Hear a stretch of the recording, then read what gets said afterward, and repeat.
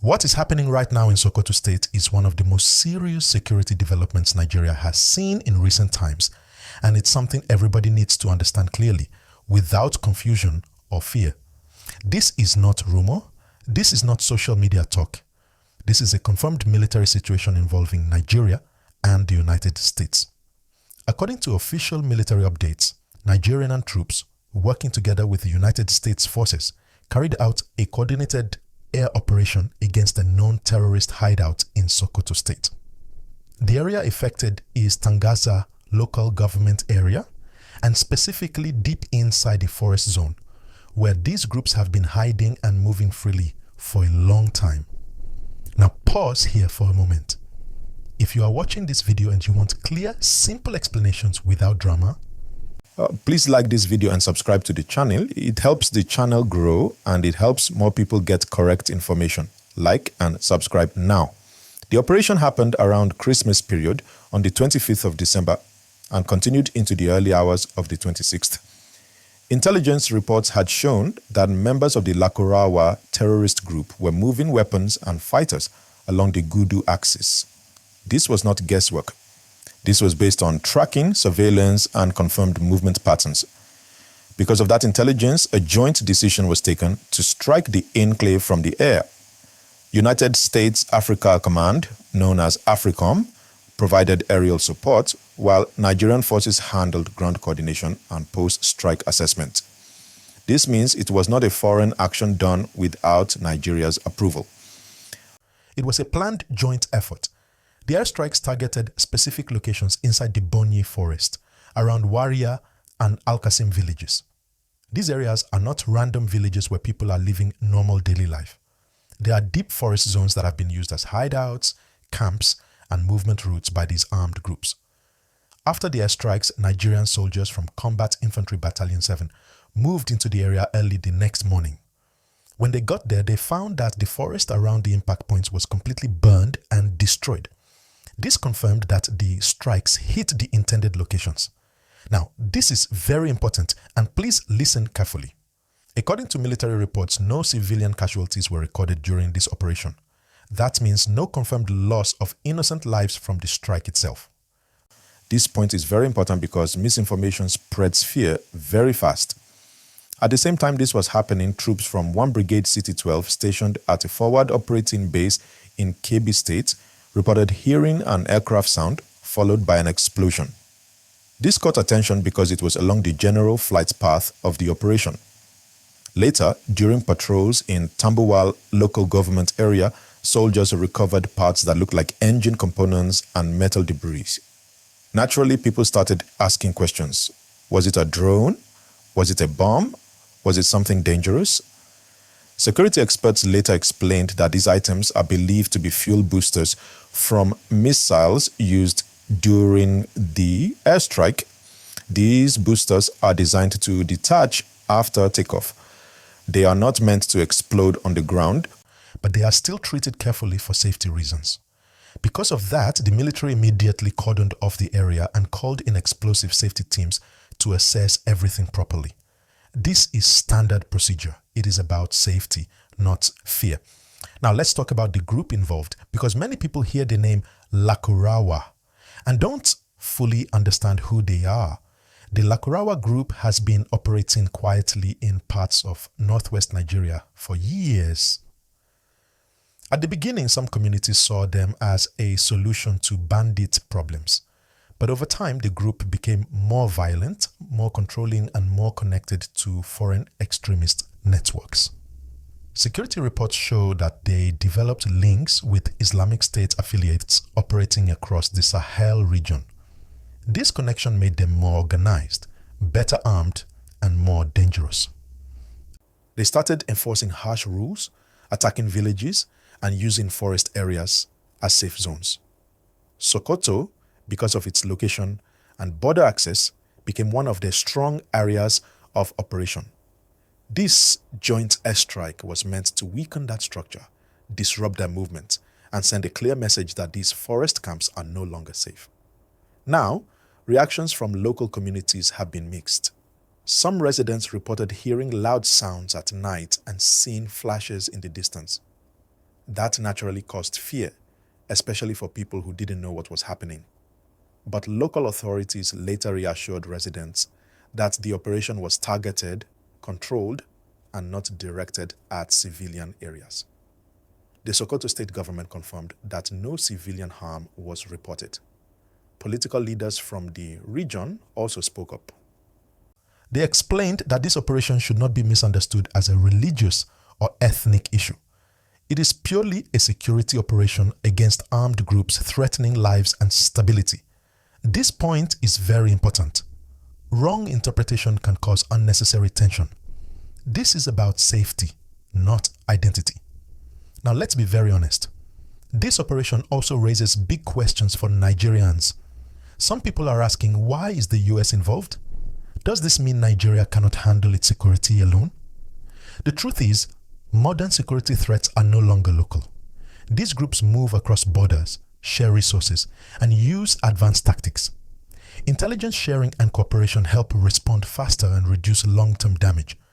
The Nigerian military remains in control of operations within Nigeria. Foreign support here is about intelligence, technology, and coordination, not control.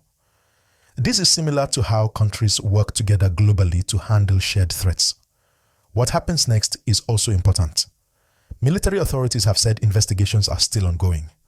They are working to locate any remaining missile components, improve coordination for future operations, and monitor movement of fighters who may have fled the area. Yes, some reports indicate that after the strike, some militants ran away from the forest. That is expected.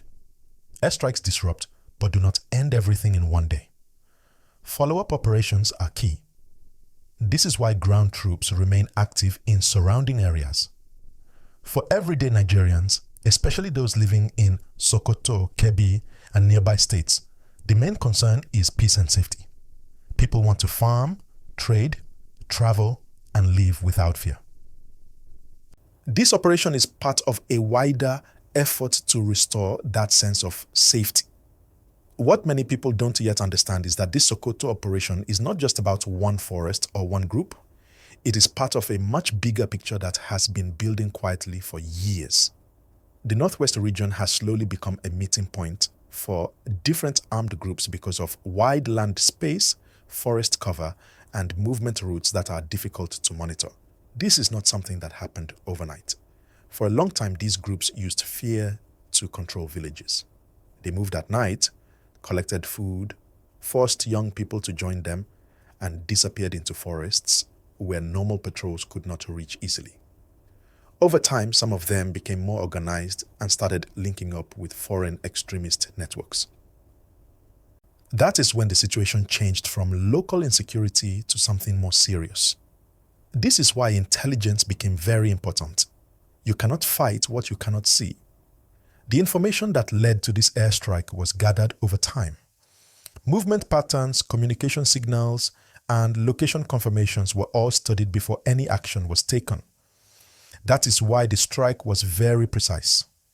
Now, after the airstrike, there has been a lot of talk on social media. Some people are spreading fear, some are spreading false pictures, some are saying things that are not true. This is dangerous. It confuses people and creates panic where there should be understanding. The military has been very clear. The operation was coordinated. The targets were specific. There was no random bombing, and no civilian harm has been officially recorded. This does not mean people should relax fully, but it means there is no reason for panic. Security teams are still on ground. Patrols are ongoing. Safety checks are being done in areas where debris was found. All of this is normal after such an operation. Let's talk about the discovery of those missile parts again, because many people are worried about that. When missiles are launched, some parts are designed to drop away once their job is done. These parts can land far from the target area. That does not mean they are active or dangerous, but the military still treats them carefully. This is why areas where these parts were found were immediately blocked off. Safety teams were called. Nothing was left to chance. This shows caution, not fear.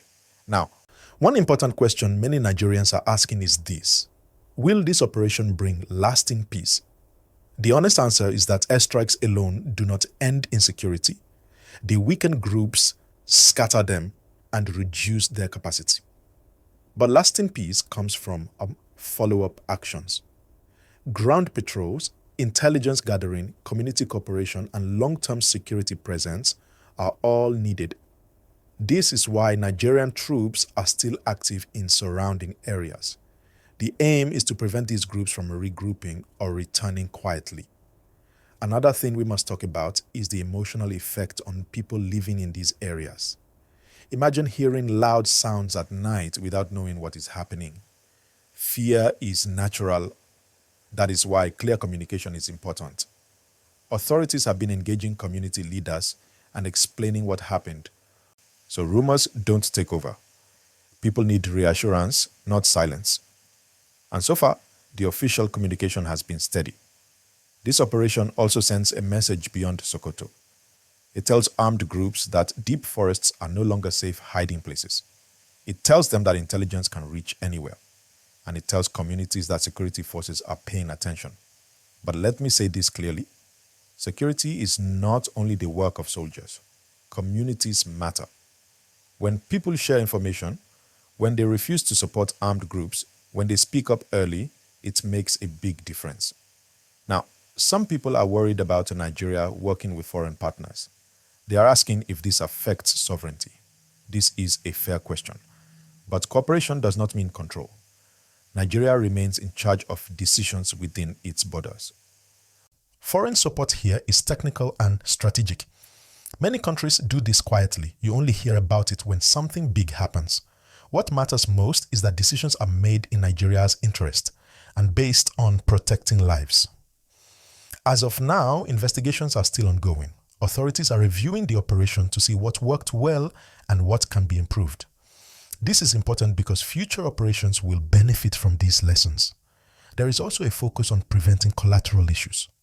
That means making sure no unexploded parts are left behind and no community is put at risk after the operation. Going forward, people should expect increased security presence in border areas and forest zones. This does not mean war is coming. It means prevention is happening. It means security agencies are being proactive instead of reactive. For ordinary Nigerians watching from home, the key takeaway is this: stay informed, avoid spreading unverified stories, and listen to official updates. Fear grows faster than facts if we allow it,